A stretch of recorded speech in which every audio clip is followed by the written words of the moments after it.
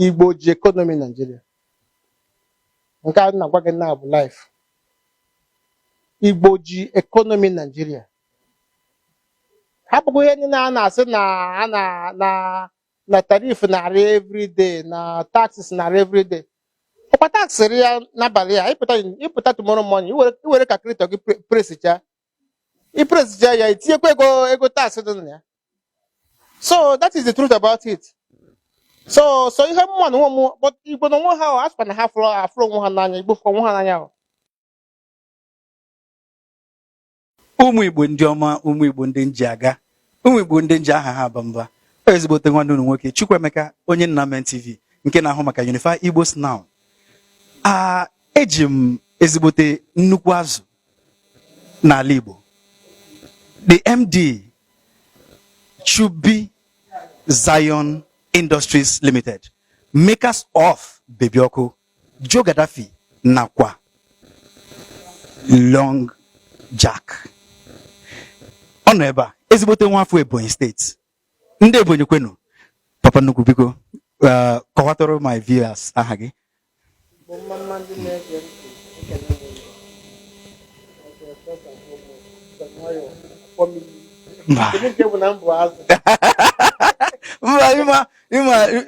Nnukwu aji ndị Igbo. Mba agụmakpọ gị itozuru etozu. Thank you, sir. I'm making a good on my birthday galo nke abali itogalaga and ekene simonyo ọbụla kunu suwe celebrate them na birthday and I'm very happy about that. Na sika Chukwu gozie oncha niile na maji bụ maji. Amen. Ebe anyị nọ n'ụbọchị tata bụ na nke Nnamen TV. Onye nna nnukwu n'ụlọ ya bụ Peter Chibuike Zion Orogwu aka Bebioko.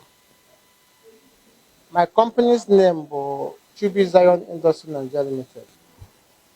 So ana m ekene na udo ụmụ Igbo ihe a ezigbote aha nnukwu aha n'ala Igbo nwafọ Ebonyi steeti.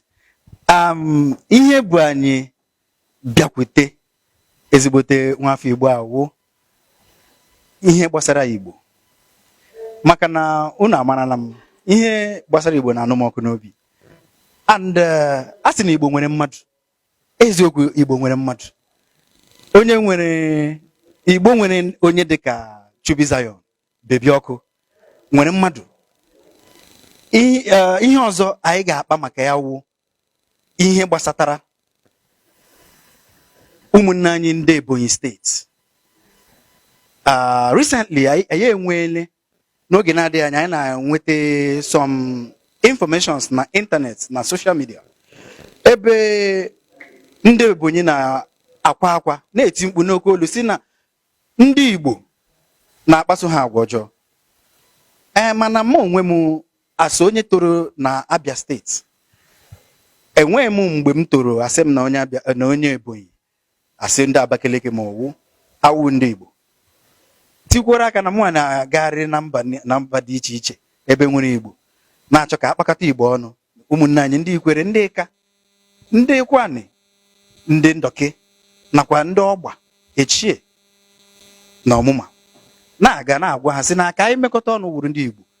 Ya na-ara m ahụ isi kedu otu onye Ebonyi ga-esi ụmụnne ya ndị ọzọ sị na ọwụ onye Igbo.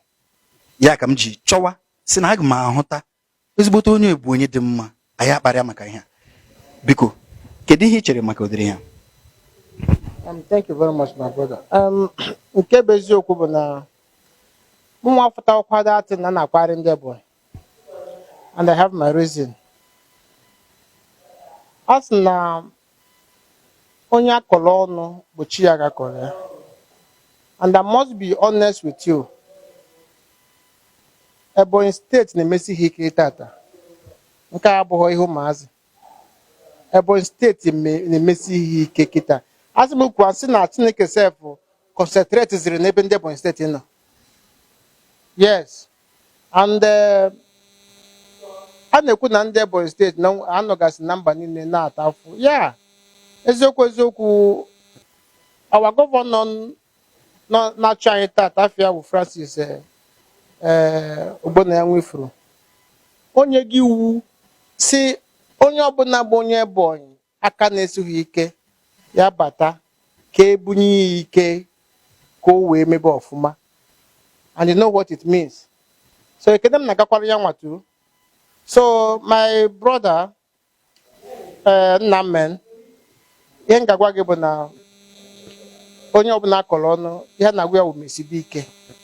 Yes, mgbe mụnwa bidoro ịmalitere business akọkwara m ọnụ, but all because of ọnụ akọrọ m ka m ji zodo ụkwụ wee bulife mbụ tata.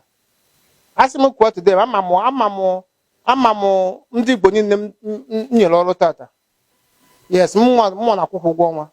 Na enwekwalụ ndị Ebonyi steeti ọzọ ndị nọkasị ebe a, nwe nke nwanne m nwoke m jere tata a na-akpọ ya Blessed Ike. Workers ya karịrị ihe dị na onwe more than 6 warehouses. And each warehouse na-anọcha almost about 20 workers. You can imagine how much. And that I'm checking yourself. Out of all his workers, now because I had 50 now let me just say 70% of them is still from Ebonyi. Okay, for getting a kg in Ebonyi when they miss. And then the one or two, four. They are all everywhere. So as I'm my brother, so no Ebonyi and then you to take it because Chukuna goes on your. Thank you. Chai. Okay. Chief, na ihe gbasara ịkwalite ala Igbo niile asị ka na akụrụ ụlọ amara onye kpara ya.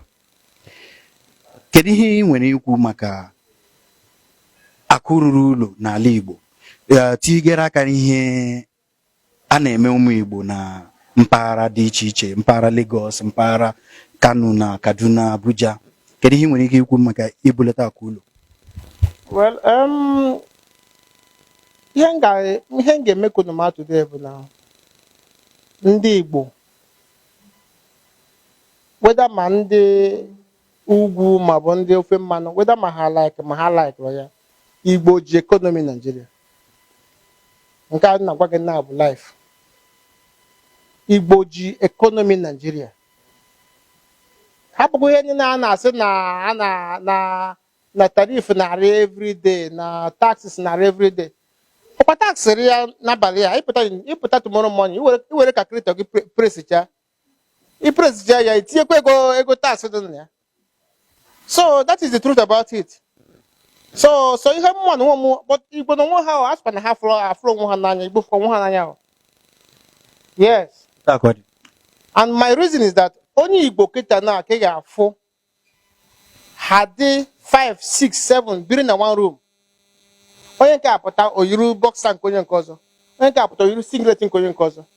Jegodube ndị ofe mmanụ. Inwe ha la nwa metụ aka na akwa nke onye ọzọ. Ihe mbụ ga-ebuzo gbatị ya n'obi bụ ha. Onye nke were kwụkwa akwa chọọ ije na dibịa. But ndị Igbo ga-anọ nkọ mmanya ọnụ kpaa nkata biri na one room, nọcha more than 5, 6 biri na one room. Mgbe m bịara Lagos, I dị about 8 biri na one room. That ncha na-eme ọfụma. Onye na-anọ ọgụ.